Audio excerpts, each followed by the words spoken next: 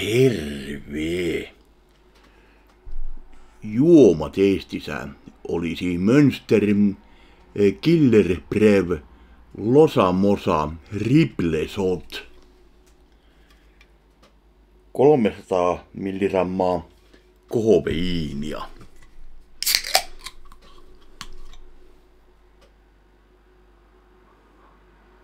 Tämä tuoksuu vähän kahvilta.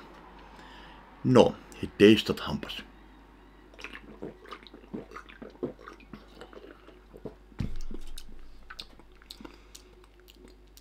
Joo, sieltä tulee tommonen maitokahvimainen maku.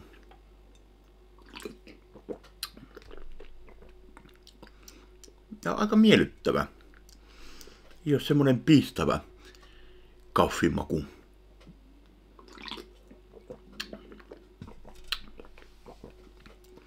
Hyvin tämmönen mukava jääkahvimainen maku. Tykkään kyllä.